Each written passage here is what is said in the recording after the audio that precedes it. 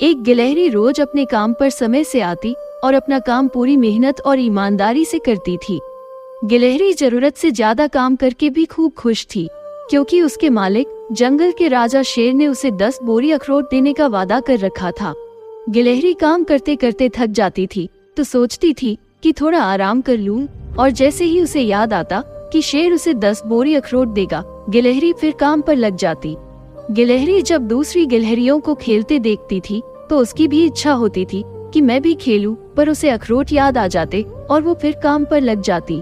ऐसा नहीं था कि शेर उसे अखरोट नहीं देना चाहता था, शेर बहुत ईमानदार था।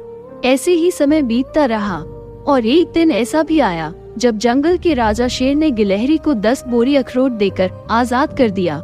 गिलहरी अखरोट के पास बैठकर सोचने लगी कि अब अखरोट मेरे किस काम के, पूरी जिंदगी काम करते करते दांत तो घिस गए, इन्हें खाऊंगी कैसे। ये कहानी आज जीवन की हकीकत बन चुकी है। मनुष्य अपनी इच्छाओं का त्याग करता है, पूरी जिंदगी नौकरी, व्यापार और धन कमाने में बिता देता है। 60 वर्ष की उम्र में जब वो सेवानिवृत्त होता है तो उसे उसका जो फंड मिलता है या बैंक बैलेंस होता है तो उसे भोगने की क्षमता खो चुका होता है।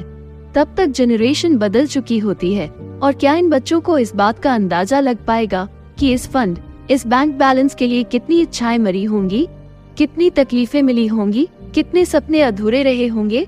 क्या फायदा ऐसे फंड का, बैंक बैलेंस का, जिसे पाने के लिए पूरी जिंदगी लग जाए और वो उसका भोग खुद न कर सके।